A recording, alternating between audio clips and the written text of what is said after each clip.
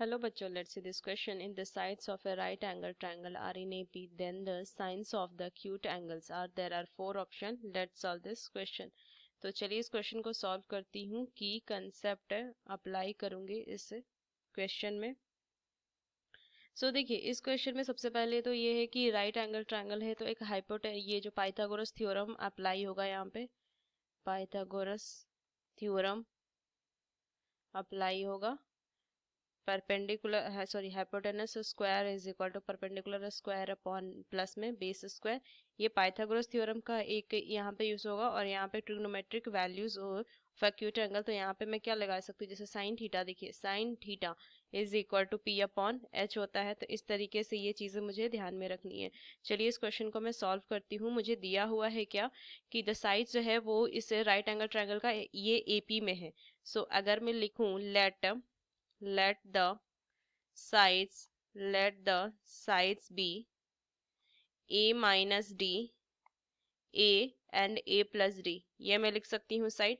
तो मुझे पता है हाइपोटेनस जो होती है वो longest side of the triangle होती है। तो मैं हाइपोटेनस जो है इससे डिनोट करूंगी वो a प्लस डी ले लूंगा। अदर साइड जो हो जाएगी a and a minus D हो जाएंगे। तो अगर पाइथागोरस से अप्लाई करूँ तो क्या हो जाएगा, a प्लस में d का whole square is equal to a square plus में a माइनस डी का होल स्क्वायर। ओपन कीजिए, a स्क्वायर प्लस में d स्क्वायर प्लस में 2ad is equal to a square plus में ए स्क्वायर प्लस में d square minus में 2ad, ये लिख सकती हूँ।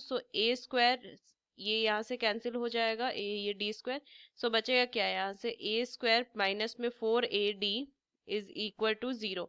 ए कॉमन ले लो, ए माइनस में 4d is equal to 0। Value क्या होगा, इधर a इज इक्वल टू 0 और a minus 4d is equal to 0। a is equal to 4d, ये मैं लिखूंगी। अगर मैं रिप्लेस करूँ, replace this in a minus d, a and a plus d, we got 3d 4d and 5d, ये मिलेगा मुझे। अब इनमें क्या करना है, एवोल्यूट करना है trigonometric value of the acute angle. We need to evaluate the sine of the acute angle. Sine theta we know that sine theta is equal to P upon H.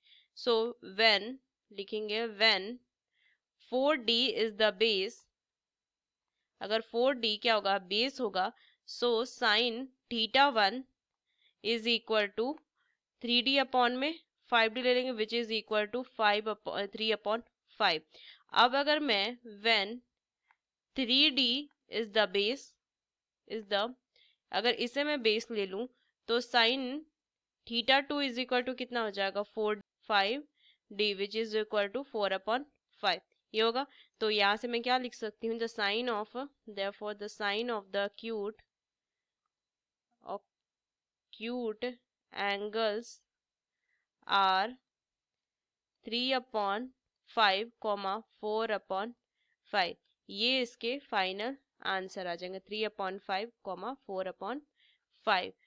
ये a option. Using this key concept we solve this question. Hope you understood it well. Best of luck. Thank you.